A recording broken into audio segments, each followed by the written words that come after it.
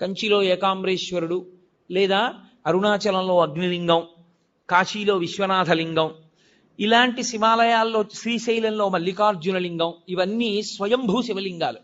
తమంత తాముగా ఏర్పడ్డ, ఎవరు ప్రతిష్ఠ చేయలేదు. స్వయంభూ శివలింగం దగ్గరికి వెళ్ళి మీరు ఒక్కసారి అభిషేకం చేశారనుకోండి, కొన్ని కోట్ల పర్యాయములు మీరు అభిషేకం చేశారు అని వేస్తారు. మీరు స్వయంభూ శివలింగం దగ్గరికి వెళ్ళి శివ శివ అన్నారనుకోండి, లెక్కలేదు అంత శివనామం చెప్పాడు అని వేస్తారు. స్వయంభూలింగం దగ్గర మీరు ఏది చేసినా దానికి వచ్చేటటువంటి ఫలితమును చెప్పుట సాధ్యము కాదు. అది స్వయంభూలింగం. ఇక రెండవది దైవీలింగములు అంటారంటే దేవతలే వచ్చి ప్రతిష్ఠ చేస్తారు. మీకు ఈ పక్కనే ఉందిగా అమరేశ్వరం, అది సాక్షాత్తుగా ఇంద్రుడు ప్రతిష్ఠ చేశాడు. అలా దేవతలు ప్రతిష్ఠ చేసినటువంటి శివాలయం అయితే అది దివ్యలింగములు అని పిలుస్తారు. ఇక మూడవది ఆర్షలింగములు అంటారు. ఆర్షలింగములు అంటే ఋషులు ప్రతిష్ఠ చేసినవి. ఋషులు ప్రతిష్ఠ చేసిన శివాలయం దగ్గరికి వెళ్ళి, శివలింగం దగ్గరికి వెళ్ళి మీరు ఏదైనా ఓ పూజ చేశారనుకోండి, 1,00,000 మార్లు చేసినట్లు మీ ఖాతాలో వేస్తారు. ఓ మారేడుదలం ఋషి ప్రతిష్ఠ చేయబడిన అగస్త్య ప్రతిష్ఠ శివలింగము అన్నారనుకోండి, మీరు బిలవదళం వేశారనుకోండి, 1,00,000 మార్లు వేశారని గుర్తు. అందుకే తీర్థయాత్ర, యాత్ర చేసేటప్పుడు గురువు గారితో చెయ్యండి అని ఎందుకంటారో తెలుసా? ఈ తేడా తెలియడానికి. లేకపోతే అక్కడ నువ్వు గిరగిరా తిరిగి వచ్చేస్తే ఏమి సంపాదిస్తావు అక్కడికి వెళ్ళి? ఒరే, దానికి బ్రహ్మసూత్రం ఉందిరా, కాస్త తేనె పోయి హుండీలో 10 రూపాయలు వేయిరా, ఇంకొక మాట సాష్టాంగం చేయరా అని గురువుగారు చెప్తే కదా నువ్వు ఫలితం పొందేది. నీకు బ్రహ్మసూత్రం అంటే తెలియదు, శివలింగం మీద గీత ఎందుకుందో నీకు తెలియకపోతే నువ్వు వెళ్ళి కూడా ఏం చేసుకుంటావు ఆ క్షేత్రానికి? అందుకని గురువుతో వెళ్ళండి తీర్థయాత్రకి అనడానికి కారణం అక్కడ వచ్చింది. కాబట్టి ఆర్షలింగము ఋషి ప్రతిష్ఠ. రాక్షసలింగములను ఉంటాయి, వాటికి పూజ చెయ్యకూడదని నియమం ఉందని మీరు అనుకునేరు, తప్పు. రాక్షసులు ప్రతిష్ఠ చేస్తారు. రాక్షసుల చేత ప్రతిష్ఠింపబడినటువంటి లింగం దగ్గరికి వెళ్ళి పూజ చేస్తే 10,000 రెట్ల ఫలితాన్ని ఇస్తారు. మానుషలింగములు అంటారు. మనుష్యులు ప్రతిష్ఠ చేసినటువంటి శివలింగాలు. ఇదిగో ఇప్పుడు ఇక్కడ ఉన్నటువంటి దేవాలయంలో ఉన్నటువంటి శివలింగం. అటువంటి శివలింగాలు మీరు దర్శనం చేసుకుని, అభిషేకం చేసుకుని, పూజ చేసుకుని మీ భక్తి చేత ఇతోధికంగా దాన్ని పెంచుకోవాలి. బాణలింగము అని ఒక లింగం. బాణలింగము నర్మదా నది ప్రవాహమునందు నీటి ఉరిపిడికి రాళ్ళు శివలింగాలుగా మారుతాయి. వాటిని బాణం అంటారు. అసలు నిజంగా పంచాయతనంలో బాణమే ఉండాలి. కాబట్టి బాణలింగము అంటారు. ఆ బాణలింగం సృష్టిలో తనంత తానుగా నీటి ఉరిపిడికి వస్తుంది. అలాగే చిట్ట చివర వచ్చేటటువంటిది దైవీలింగము. ఇందాక నేను మీతో మనవి చేశానే, అరకు లోయలో పడితే వస్తుంటుంది శివలింగం అని. అలా వచ్చినటువంటి శివలింగాలు. శివలింగాలు ఇన్ని రకాలుగా వస్తాయి. కారణం ఏంటంటే కేవలము మనుష్యుల్ని ఉద్ధరించుట కొరకు. మీరు ఒక శివలింగం దగ్గరికి వెళ్ళి చేసినటువంటి ఉపాసన మీకు అంత శక్తినిస్తుంది. అందుకే ప్రత్యేకంగా కోరి కోరి కోరి కోరి వెడతారు తీర్థయాత్ర. వెళ్ళి అక్కడక్కడ ఉండేటటువంటి శివలింగాల్ని దర్శనం చేసుకుని తిరిగి వస్తుంటారు. కారణం ఏమి అంటే ఇదే ప్రధానమైనటువంటి కారణం. ఒక చోటుకి వెళ్ళి మీరు చేసినటువంటి ఫలితానికి, వేరొక చోటుకి వెళ్ళి మీరు చేసిన ఫలితానికి చాలా తేడా వచ్చేస్తుంది. దేవాలయమునందు ప్రవేశమునకు అందుకే మీకు ఇంత అనుగ్రహాన్ని కట్టపెట్టేస్తుంది. కాబట్టే దర్శన విధి అని ఒక పాఠం. ఇలాగే వెళ్ళాలి సుమా అని, తప్ప ఇంకొకలా వెళ్ళవద్దు. శివాలయంలో మీకు వెంటనే అనుగ్రహం కలగాలి అని అనుకుంటే, మీరు వెళ్ళిన దాంట్లో ఒక్క నిమిషం వృధా కాకుండా పరిపూర్ణంగా శివానుగ్రహం పొందాలి అనుకుంటే ఎలా బయలుదేరాలో చెప్పింది శాస్త్రం. త్రిపుండ్రములను ధరించి బొట్టు పెట్టుకుని, పంచ కట్టుకుని, ఉత్తరీయాన్ని తీసి నడుముకి బిగించుకుని, మీద ఉత్తరీయం వేసుకోకుండా శివాలయం బయటే చెప్పులు విడిచిపెట్టి కాళ్ళు కడుక్కుని, కుడికాలు ముందు పెట్టి లోపలికి వెళ్ళి మొట్టమొదట రాజగోపురాన్ని చూసి, తర్వాత శివాలయ గోపురాన్ని చూసి, అప్పుడు మీరు శివాలయం దగ్గరికి వెళ్ళి నంది దగ్గర మాత్రమే మీరు ప్రదక్షిణాన్ని ప్రారంభం చేయవలసి ఉంటుంది. కాబట్టి నందీశ్వరుడి దగ్గర ప్రదక్షిణాన్ని ప్రారంభం చేసి వెళ్ళేటప్పుడు దేవాలయంలో మహామంటపము, అర్ధమంటపము, ముఖమంటపము అని 3 మంటపాలు ఉంటాయి. ఈ 3 మంటపాలు దేనికి గుర్తు అంటే స్థూల సూక్ష్మ కారణ శరీరములకు గుర్తు. ఈ 3 శరీరములను నేను అధిగమించేటటువంటి అదృష్టం నాకు కలగాలని కోరుకోవడం ముఖమంటపాన్ని మహామంటపాన్ని అర్ధమంటపాన్ని ముఖమంటపాన్ని దాటాలి. దాటేటప్పుడు శివాలయానికి ప్రదక్షిణం చేస్తే ఒక్క మారు చేస్తే చాలు, 3 మార్లు చేస్తే విశేషం. ఎందుకని 3 మాటలు? భగవాన్ రమణ మహర్షి ఎందుకు గిరి ప్రదక్షిణం చెయ్యాలి అన్నదానికి చెప్తుండేవారు. అంటే మీరు ప్రదక్షిణం చెయ్యడానికి కాళ్ళు కదుపుతుంటే మీ పాపములు కాలిపోతాయి. మీరు ఏ కోరికతో అలమటిస్తున్నారో ఆ కోరికలు ఇవ్వబడతాయి. మీరు ఏ కోరిక లేకుండా ప్రదక్షిణం చేస్తుంటే అంటే జన్మాంతరములందు చేసిన పాపములు కూడా కాలిపోతాయి. ఆఖరి ఊపిరి దగ్గర పాపపుణ్యములు లేని స్థితి కల్పించి మోక్షం ఇవ్వబడుతుంది. ప్రదక్షిణం, అందుకు శివాలయ ప్రదక్షిణం వచ్చింది. నేను కాదు, స్కాందంలోంచి సాక్షాత్ భగవాన్ రమణులు చెప్తుండేవారు కూర్చోబెట్టి ఎందుకు గిరి ప్రదక్షిణం చెయ్యాలో. కాబట్టి ప్రదక్షిణం 3 మార్లు చేస్తారు. ఎందుకు 3 మార్లు చేయడం అంటే నేను ఈషణత్రయాన్ని విడిచిపెట్టగలిగిన శక్తిని నాకు ఈషణత్రయము అంటే ప్రధానమైనటువంటివి ధనేష, దారేష, పుత్రేష. ధనేష డబ్బు మీద వ్యామోహం వదలదు, దారేష భార్య మీద వ్యామోహం వదలదు, పుత్రేష కొడుకు మీద వ్యామోహం వదలదు. ఈశ్వర, ఈ వ్యామోహాలన్నీ వెంట పెట్టుకుని ఏం పొందుతాను? పెద్దవాణ్ణి అయిపోయాను, నాకు ఇంకా ఈ వ్యామోహాలు తగ్గించి నువ్వు వాణ్ణి భద్రంగా నువ్వు చూడు అని కోరుకుని తిరిగితే 3 మార్లు దాని చేత వాసనాత్రయాన్ని ఈశ్వరుడు తీసేస్తాడు, ఈషణత్రయాన్ని తీసేస్తాడు. తీసేసిన తర్వాత బలిమంటపం దగ్గరికి రావాలి. వచ్చి బలిమంటపం దగ్గర నమస్కారం చెయ్యాలి. ఎందుకు అంటే మనలో ఉండేటటువంటి కామక్రోధ లోభ మద మోహమాత్సర్యములనేటటువంటి అరిషడ్వర్గములను బలివ్వాలి అక్కడ. అంటే విడిచిపెట్టేసేటటువంటి శక్తి నాకు ఈశ్వరా కల్పించు. అవి మిమ్మల్ని విడిచిపెట్టవు, అవి విడిచిపెట్టేలా ప్రవర్తించగలిగిన శక్తి మీకు కలగాలి. వాటికి అసహ్యం వెయ్యాలి. అబ్బా వీడిని పట్టుకుంటే ఏమొచ్చిందిరా, వీడేమి మనం కోరుకునేటట్టుగా ప్రవర్తించడని వెళ్ళిపోవాలి. కోపం రాదు ఆయనకి, ఓర్పు, కోపము స్థానమునందు ఓర్పుతో గెలుస్తాడు. కామము ఈశ్వర కామంగా మారుస్తాడు. ఇలా మార్చగలిగిన శక్తి దేని వలన వస్తుంది అంటే బలిమంటపం దగ్గరికి వెళ్ళి నమస్కారం చెయ్యాలి. అంతేగాని బలిమంటపం దగ్గర ఏ నమస్కారం చేయకుండా దాటకూడదు. అరిషడ్వర్గములను విడిచిపెట్టడానికి బలిమంటపానికి నమస్కారం చెయ్యాలి. అమ్మ ఎందుకమ్మా పిల్లాడితో ఎంతమంది మీ చుట్టూ ఉన్న వాళ్ళు ఇబ్బంది పడుతున్నారు, నేను చెప్పే వరకు మీరు గమనించలేరా? ఎంతమంది దృష్టి కేంద్రీకరణ పాడైపోతోంది. కాసేపు ఎందుకు పిల్లాన్ని తీసుకుని బయటికి వెళ్ళరు? బయటికి వెళ్ళండి పిల్లాన్ని తీసుకుని. కాబట్టి బలిహరణ మంటపము, దాని దగ్గర మీలో ఉండేటటువంటి అరిషడ్వర్గములను మీరు బలివ్వాలి. బలివ్వడం అంటే ఏదో జంతువుల్ని తీసుకొచ్చి చంపేయమని కాదు నా ఉద్దేశ్యం. వాటిని అధిగమించగలిగినటువంటి శక్తి ఈశ్వర కృపాకటాక్ష వీక్షణముల చేత మీకు అబ్బాలని కోరుకోవడం, అది బలిమంటపం దగ్గర నమస్కారం. తర్వాత ఈశ్వరుడి యొక్క వాహనానికి నమస్కారం చేస్తారు. నందీశ్వరుడు, గరుత్మంతుడు వీళ్ళు వహిస్తారు పరమేశ్వరుణ్ణి. వహించడం అంటే వీపు మీద కూర్చోబెట్టడం కాదు, ఎప్పుడు గుండెల్లో పెట్టుకుంటారు. అందుకే నంది చూపు శివుడి మీద ఉంటుంది, పృష్ఠభాగం ప్రపంచానికి ఇస్తాడు. ఆయనకి ప్రపంచంతో సంబంధం లేదు, పరమేశ్వరుడితో సంబంధం. ఎప్పుడు నిరంతరం నిన్ను గుండెలో పెట్టుకుని ఆరాధన చేసేటటువంటి ఈ వాహనం ఎటువంటిదో, పరమేశ్వర నేను కూడా నిన్ను గుండెల్లో పెట్టుకుని ఎప్పుడూ నీ గురించి స్మరణ చెయ్యగలిగినటువంటి భక్తి నాకు కల్పించు. కాబట్టి వాహనానికి నమస్కారం చెయ్యాలి. ఒక్క శివాలయం దగ్గర మాత్రం వాహనానికి నమస్కారం చేస్తే కుదరదు. ప్రదోషం దాటిపోతే, ప్రదోషము అంటే సాయంకాలం అసుర సంధ్య వేళ, అసుర సంధ్య వేళ ప్రత్యేకంగా పరమేశ్వరుడు ఈ భూమండలం మీద కదులుతాడు. 2 ప్రదోష వేళలో తాండవం చేస్తాడు. దేవతలందరూ శివాలయం దగ్గరికి ఎడతారు. అందుకే ప్రదోష వేళలో ఒక్క శివాలయానికే దర్శనం. 2 నరసింహస్వామి దర్శనం చెయ్యవచ్చు, దోషం లేదు. కాబట్టి మహానుభావుడైనటువంటి పరమేశ్వరుడి యొక్క దర్శనానికి వెళ్ళేటప్పుడు మీరు ఆ వాహనం దగ్గరికి వెళ్ళి నువ్వు ఎలా భగవంతుణ్ణి గుండెల్లో పెట్టుకుని మోస్తున్నావో అలా నేను కూడా మోయగలిగిన శక్తినియ్యి అని అడగాలి. విష్ణు ఆలయంలో గరుత్మంతుడికి నమస్కారం చేసి వెళ్ళిపోతాం. ఒక్క శివాలయంలో మాత్రం ఒక నియమం ఉంటుంది. పగటిపూట అంతా శివలింగం ఒక్కటే ఉంటుంది దర్శనానికి యోగ్యంగా.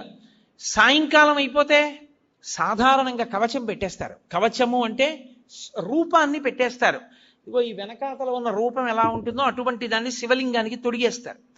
ఒకసారి కాని శివలింగానికి కవచం తొడిగారా ఇక మీరు నంది యొక్క శృంగముల నుండి చూడకూడదు. అలా కాని కవచం తొడిగి లేదా మీరు తిన్నగా నిలబడి శివలింగాన్ని చూడకూడదు. అప్పుడు చూసేటప్పుడు మాత్రం మీకు అదృష్టం పండిందని గుర్తు. కవచం పెట్టకముందు మీరు శివాలయంలోకి వెళ్ళారంటే మీ భాగ్యం పండిందని గుర్తు. ఎందుకో తెలుసా? ఈ సమస్త ప్రపంచమునందు కేళి చేసే శివస్వరూపం దర్శనం అవ్వాలంటే నందీశ్వరుడికి ఆయన ఇలా ఉంటే మీకు ఎడం పక్కన నంది ఉండేటట్టుగా వచ్చి మీ ఎడం చేత్తో ఆయన యొక్క పృష్ఠభాగంలో అవయవాన్ని ఒక్క లిప్త కాలం పట్టుకోవాలి. కుడి చేతి బొటన వేలు చూపుడు వేలు శృంగముల మీద ఉంచాలి. ఉంచి వృషస్య వృషణం స్పృష్ట్వా శృంగమధ్యే శివాలయం దృష్ట్వా క్షణం నరో యాతి కైలాసే శివదర్శనం. ఇలా పెట్టి తర్వాత ఎడం చేత్తో పట్టుకుని ఒక్కసారి ఇలా నొక్కి వదిలేయాలి. అలా నొక్కి వదిలినప్పుడు ఆయన ఊపిరి అని ఆగుతుంది. ఆయన ఊపిరిలో సయ్యాటలాడుతుంటాడు ఊయలలో శివుడు. ఆ ఊయల ఆగుతుంది. ఆగినప్పుడు ఆ శివలింగాన్ని ఒక్కసారి చూసిన వారెవరో వాడు కైలాసమునకు వెళ్ళి పరమేశ్వర దర్శనం చేశాడని వేస్తారు ఖాతాలో. అది శైవాగం. కైలాసే శివం దృష్ట్యా కైలాసమునందు పరమశివ దర్శనం చేశాడు. కవచం పెట్టేశారనుకోండి ఇక చూడకూడదు. అలాగా నిర్మాల్యాన్ని శివాలయంలో ఎప్పుడూ నందీశ్వరుడి మీద విసర్జించరాదు. మహాదోషం. నందీశ్వరుడి మీద మీరు శివాలయంలో ప్రసాదాన్ని పెట్టకూడదు. మారేడు దళాలు కానీ పువ్వులు కానీ మీకు ఇచ్చిన వాటి మీద కానీ నంది మీద పెడితే అనేక రకములైన పాపములు మిమ్మల్ని చుట్టుకుంటాయి. ఎందుకో తెలుసా? శివాలయంలో ప్రసాదాన్ని శివాలయంలో వదిలిపెట్టి మీరు వెళ్ళకూడదు. ప్రసాదం అంటే అనుగ్రహం, మీరు తీసుకెళ్ళాలి. కానీ ఎలా తీసుకెళ్లాలన్న దానికి మాత్రం నియమం ఉంది.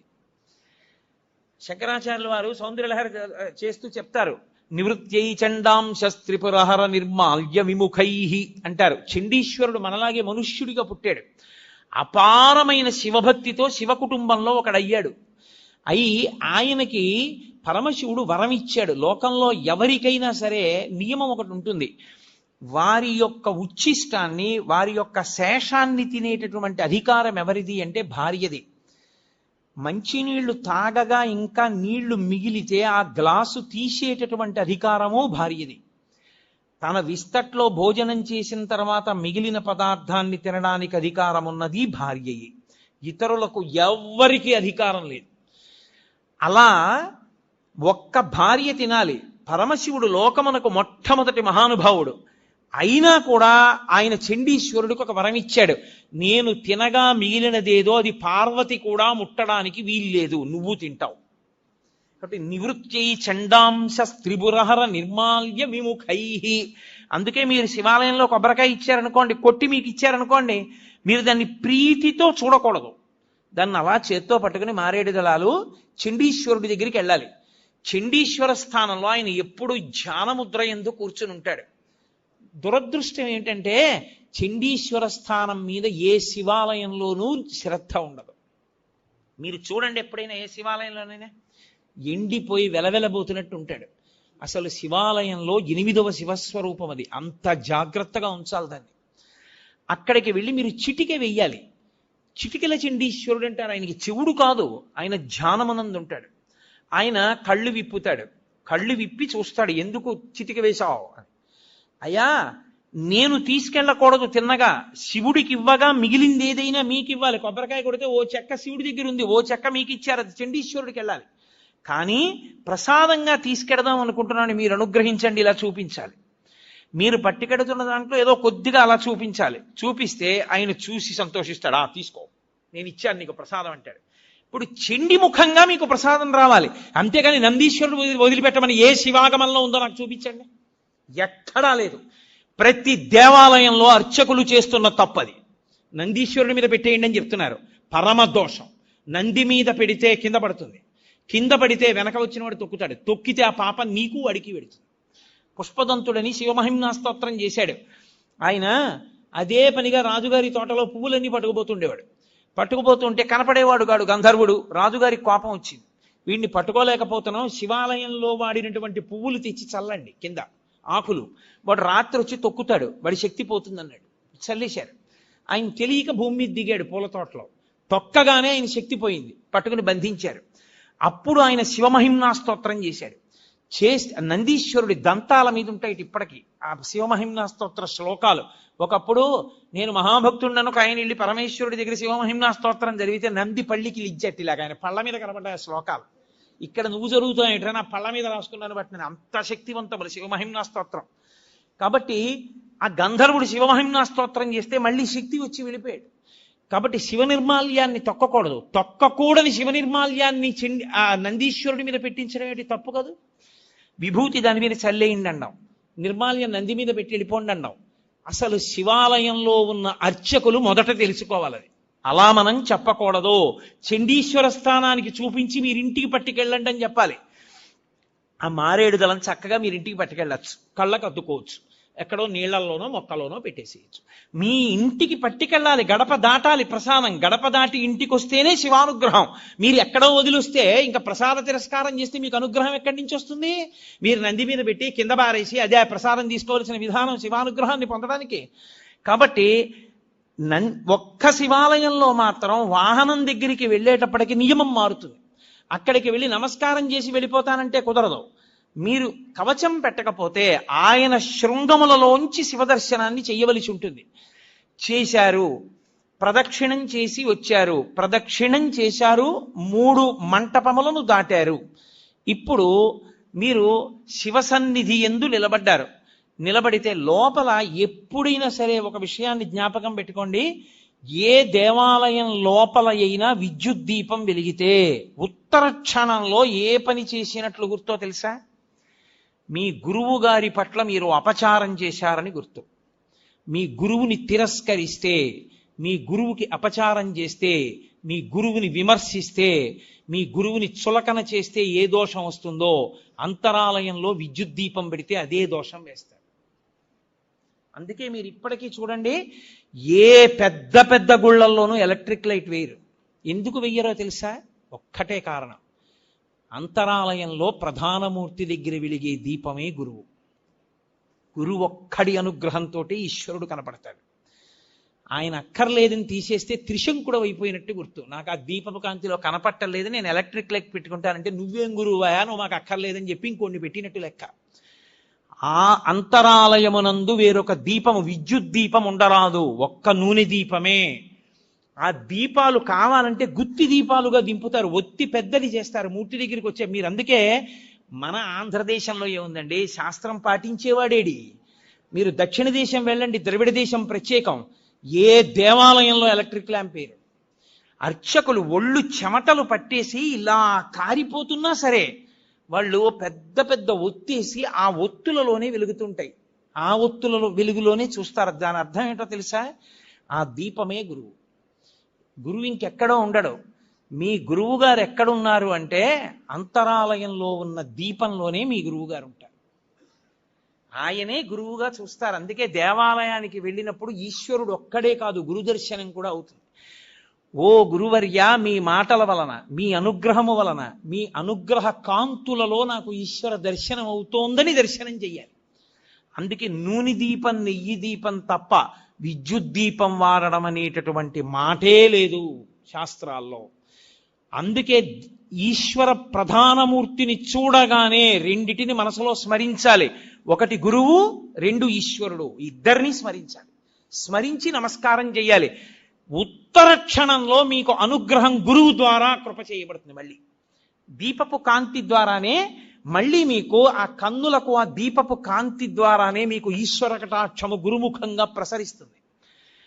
అందుచేత దేవాలయమునందు దర్శన విధి, ఈశ్వరుణ్ణి దాటి వెళ్ళడానికి ఇక ద్వారం ఉండదు. మనుష్య జన్మ యొక్క చిట్ట చివరి ప్రయోజనం ఆయన్ని చేరడమే, ఆయన్ని దాటడానికి ఇంకేం లేదు. అందుకే పృష్ఠభాగంలో అంతరాలయానికి ఇక ద్వారం ఉంచరు. అంతరాలయంలో ఉన్న పరమేశ్వరుడికి సమర్పణం చేసినప్పుడు ముచిక నుంచి తనంత తాను విడినవి ఇవ్వాలి. ఏవవి? పళ్ళు. కాయ ఇవ్వకూడదు దేవాలయంలో. ఎందుచేత అంటే ఈశ్వరుణ్ణి ఎప్పుడు అడిగినా పండిపోవడం ఒక్కటే అడగాలి. ఈశ్వరుడు మీకు ఫలప్రదాత, మీకాయన ఫలం ఇవ్వడానికి మీరు ఆయనకి ఫలం ఇవ్వాలి. ఆయనకి కాయలు ఇవ్వడం దోషం, ఆయనకి ఫలాలు ఇవ్వాలి. కాయలు ఎవరికి ఇవ్వాలి? అర్చకుడికి ఇవ్వాలి.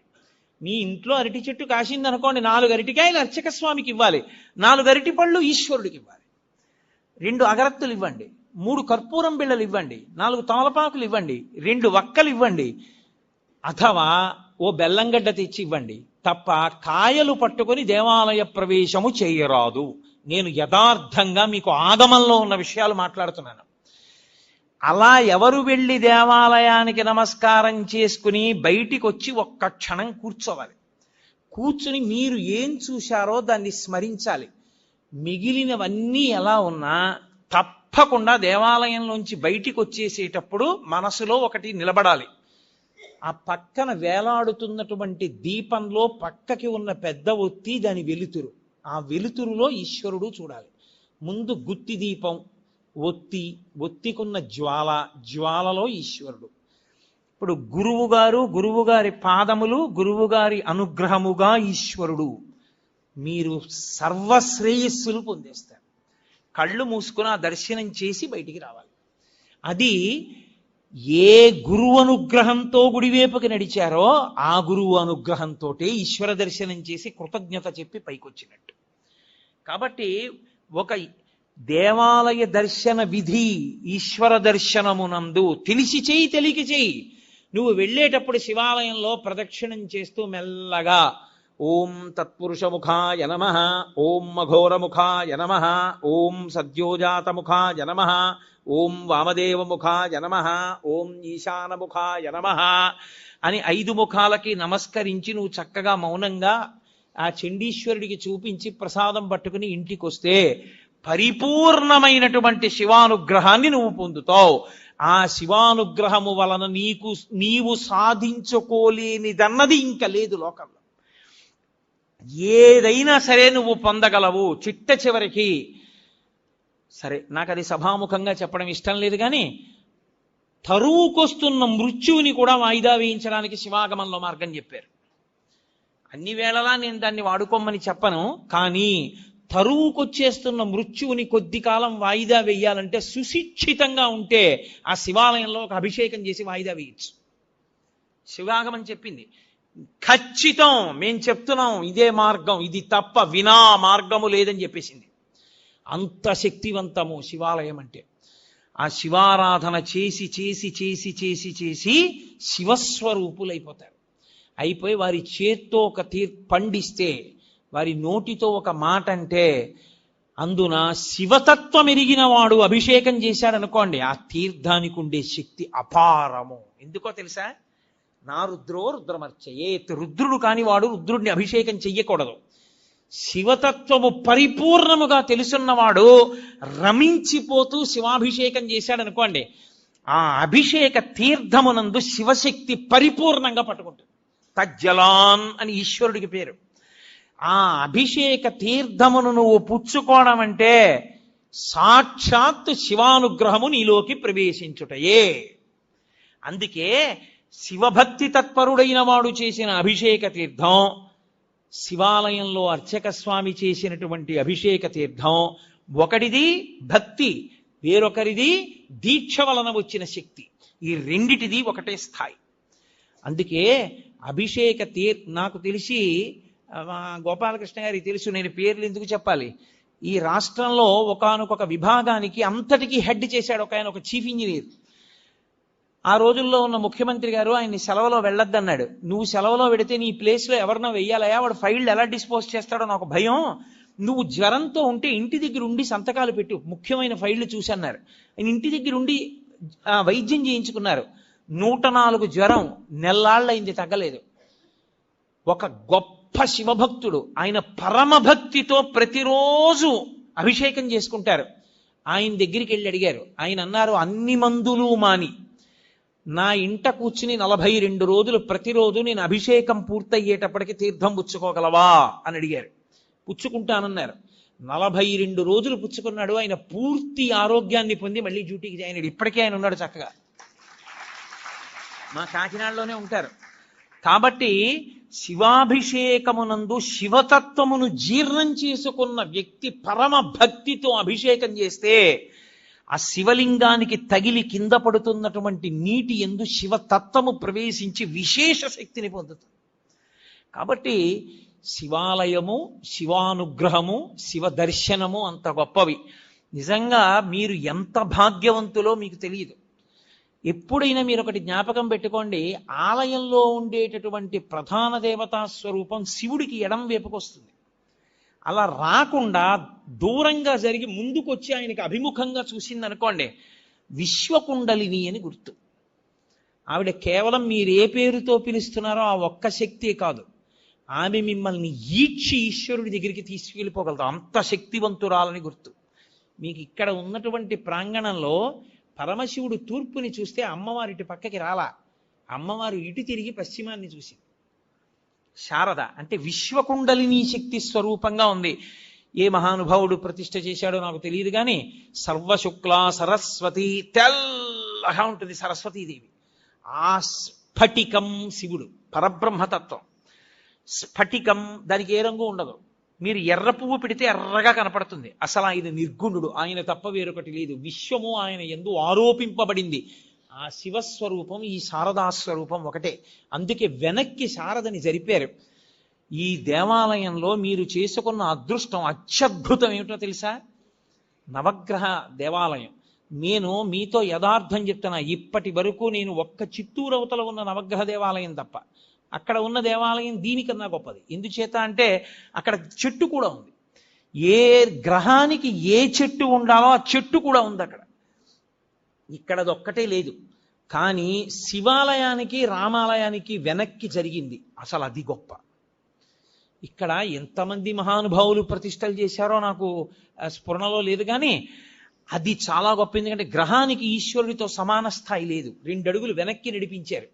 నడిపించి ప్రతి గ్రహం మీద గ్రహానికి సంబంధించినటువంటి గుర్తు, గ్రహానికి సంబంధించిన విశేషం పైన కనపడేటట్టుగా పెట్టి ఆంతరం పెట్టారు. ఎందుకంటే నవగ్రహాలకి లోపలికి వెళ్ళి ప్రదక్షిణం చేస్తే ఇంట్లోకి వెళ్ళకూడదు, కాళ్ళు కడుక్కుని వెళ్ళాలి. అందుకని బయట ఓ ఆంతరం పెట్టి లోపల ఒక ఆంతరం పెట్టారు. గ్రహ ఫలితాలు పొందాలనుకున్న వాళ్ళు లోపలికి ఎడతారు, ప్రదక్షిణంగా వెళ్ళిపోదాం అనుకున్నవాడు ఇంటికి వెళ్ళి కాళ్ళు కడుక్కోలేక్కర్లేదు, వెళ్ళిపోవచ్చు. వెళ్ళిపోవడానికి వీలుగా పెట్టారు. అన్నిటికన్నా గొప్పదేదో తెలుసా? శివాలయం విష్ణువాలయం యొక్క నీడ ఒక్క చోట పడేటట్టుగా ఉండి ప్రదక్షిణం చేస్తే వాడు సాక్షాత్తుగా కాశీ క్షేత్రం లాంటి క్షేత్రాల్లో ప్రదక్షిణం చేయడంతో సమానం. 2 నీడలు పడాలి. మాకు కాకినాడలో ఉన్నాయి అలా 2 దేవాలయాలు. ఇక్కడ విష్ణు స్వరూపం రామచంద్ర ప్రభు, రామచంద్ర ప్రభువు యొక్క ఆలయం, ఆ పక్కన శివాలయం 2 ఉన్నాయి. రెండిటి మధ్యలోంచి ప్రదక్షిణం చేస్తారు. శివదర్శనం చేసి రామదర్శనం చెయ్యాలి. అంత గొప్ప అమరిక. అసలు ఆ కళ్యాణ మంటపం ఒక అద్భుతం. ఆ కళ్యాణ మంటపం మీద 27 నక్షత్రాల యొక్క గుర్తులు.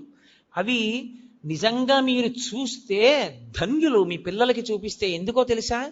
మృగశీర్ష నక్షత్రం ఆకాశంలో ఎలా ప్రకాశిస్తుందో, హస్తా నక్షత్రం ఎలా ప్రకాశిస్తుందో భాద్రపద మాసంలో, అవన్నీ నక్షత్ర శాస్త్రం చదువుతుంటే అబ్బా అలా ఉంటుందా ఆ నక్షత్రం ఆకాశంలో అనుకుంటాం.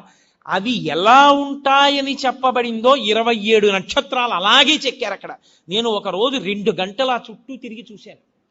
27 నక్షత్రాలని యథాతథంగా అలా పెట్టారు. పెట్టి 27 నక్షత్రాల్లోంచి 12 రాసుల్ని తీసుకొచ్చారు. 12 రాసుల కింద కళ్యాణ మంటపం తీసుకొచ్చారు. నేను పొద్దున్నే అడిగా, ఇక్కడ కళ్యాణం చేస్తారా అని అడిగా. ఆ కింద కళ్యాణం జరుగుతుండగా చూస్తే సమస్త గ్రహదోషములు తిరిగిపోతాయి. అసలు ఆంధ్రదేశంలో అపూర్వమైనటువంటి దేవాలయ సమ్మేళనాల్లో ఈ ప్రాంతం ఒకటి. అందుకే నేను గుంటూరు రావడం అంటే అంత సంతోషంగా వస్తాను. దీన్ని హరిప్రసాద్ గారు కాదు, మీ అందరూ కూడా నడుం కట్టి పరిరక్షించుకోవాలి. చక్కగా ఈ దేవాలయంలో ఉన్న శక్తిని మీ అందరూ కూడా అనుభవించాలి. అనుభవించి దేవతల యొక్క అనుగ్రహాన్ని పరిపూర్ణంగా మీరు పొందగలగాలి. అంత గొప్ప క్షేత్రం, అంత గొప్ప వైశిష్ట్యం కలిగినటువంటి స్థానములు. అటువంటి బిల్వవృక్షం వెనక మేడి చెట్టు, గోశాల, ఇన్ని ఏకకాలంలో ఉన్న దేవాలయం ఎక్కడుంది? అసలు యథార్థానికి నాకు ఇక్కడ వసతి గృహంలో ఉండడాన్ని ఎంతో ఇష్టపడేవాడిని. కారణాంతరముల చేత నాకు కొన్ని చికాకులు కలిగి నేను ఇక్కడి నుంచి వెళ్ళిపోయాను, వేరొక చోట ఉంటున్నాను తప్ప యథార్థానికి నాకు ఇప్పటికీ మనసులో ఇక్కడ ఉండడమే ఇష్టం. ఎందుకంటే లేచి నాకు ఆ శిఖరాలు చూడడం, ఆ దేవాలయాల పైన ఉండేటటువంటి ఆ కలశలు చూడడం, ఈ ప్రాంగణంలోకి రావడం, శంకరాచార్యుల వారి గుళ్ళోకి ఉత్తరీయం లేకుండా వెళ్ళి ప్రణిపాతం చేయడం నాకు ఎంత ప్రీతిపాత్రములో. కానీ వేరు కారణముల చేత ఇంకొక చోట ఉండి ఇక్కడికి రావలసి వస్తోంది నేను. కాబట్టి అంత గొప్ప ప్రాంగణం ఇది దొరకమంటే దొరికేది కాదు. నిజంగా శృంగగిరికి పీఠాధిపత్యం వహించినటువంటి మహాపురుషులు అపారమైనటువంటి కారుణ్య దృష్టిని కురిపించారు. చిత్రం ఏంటంటే కంచికామకోటి పీఠాధిపతులు కూడా ఇక్కడ ప్రతిష్ఠ చేశారు. నవగ్రహాలు అంటే అయింది, నవగ్రహాల దేవాలయం. కాబట్టి కామకోటి, శృంగేరి రెండు పీఠాధిపతులు కలిపి నిర్మాణం చేసినటువంటి దేవాలయాల యొక్క సమ్మేళనం ఉంది ఇక్కడ. ఇంత గొప్ప దేవాలయ వ్యవస్థ కనుక నేను ఇంతకన్నా చెప్తూ వెళ్ళిపోతే దానికి అంత ఏముంటుంది, ఎంతైనా వెళుతుంది. కాబట్టి మీ అందరూ కూడా చక్కగా ఈ దేవాలయాన్ని సేవించండి. నేను పిల్లలకు ఒక మాట చెప్తాను, మీరు ఋతువులు మారుతున్నప్పుడు శారదాదేవి మందిరాన్ని చుట్టూ తిరగండి. మీరు మొట్టమొదట అటువైపు నించోండి, తూర్పు నుంచి కదా కిరణాలు పడతాయి, అక్కడ యాగశాల ఉంది, ఆ యాగశాల దగ్గర నిలబడి చూడండి. మధ్యలో ఒక దళం ఉండి ఇలా తామర దళాలు ఉంటాయి, మూడు మూడు ఉంటాయి. సూర్యకిరణాలు ఎలా పడుతున్నాయో మీరు ఒకసారి చూడండి. ఒక్కొక్క చోట 3 రేకులు ఉన్నాయి. ఇవన్నీ కలిపితే ఏం వస్తుందో ఆలోచించండి. ఎందుకు తామర పువ్వు పెట్టకుండా దళాల్ని మాత్రమే పెట్టి విడిచిపెట్టారో చూడండి. ఒక్కొక్క చోట తెల్లవారుజామున సూర్యకిరణాలు శారదాదేవి దేవాలయం మీద ఎక్కడ పడుతున్నాయో గమనించండి. 4 వైపులా శ్లోకాలు పెట్టారు. ఆ శ్లోకాలు ఏవి పెట్టారో గమనించండి. ఎంత దూరదృష్టితో, ఎంత అద్భుతమైనటువంటి సంపదని మీకు ఇక్కడ ఏర్పాటు చేశారో మీరు గమనిస్తారు. ఇవాళ హోమం ఒక్కటి జరుగుతున్న దేవాలయాలు చాలా లేవు. అలాంటిది ఇక్కడ ఎన్నో హోమాలు జరుగుతున్నాయి, అపూర్వమైన హోమాలు. ఆంధ్రదేశంలో ఎక్కడా జరగని హోమాలన్నీ జరుగుతున్నాయి. దేవతలందరూ వస్తారు హోమాలు చేస్తే. అంత పరమ పవిత్రమైన ప్రాంగణం. చక్కగా మీ అందరూ కూడా దీన్ని సద్వినియోగం చేసుకోండి. మళ్ళీ ఈశ్వరుడు అనుగ్రహించిన నాడు మీ అందరినీ కలుసుకుని నేను ఒక వారం రోజులో 10 రోజులో ప్రసంగాలు చేసేటటువంటి అదృష్టాన్ని పొందుతాను. కాబట్టి ఇక్కడతో మీ అందరి దగ్గర సెలవు తీసుకుంటూ, మంగళాశాసన పరై మదాచార్య పురోగమై సర్వైశ్చ పూర్వైరాచార్యై సత్కృతాయాస్తు మంగళం. మంగళం కోసలేంద్రాయ మహనీయ గుణాత్మనే చక్రవర్తి తనూజాయ సర్వభౌమాయ మంగళం. ఉమాకాంతాయ కాంతాయ కామితార్థప్రదాయినే శ్రీగిరీశాయ దేవాయ మల్లినాథాయ మంగళం. కరచరణకృతం వా కర్మవాక్కాయజం వా శ్రవణనైనజం వా మానసం వాపరాధం విహితం వా సర్వమేత్తక్షమస్వ శివ శివ కరుణాబ్ధే శ్రీ మహాదేవ శంభో. సర్వం శ్రీ ఉమామహేశ్వర పరబ్రహ్మార్పణమస్తు. స్వస్తి.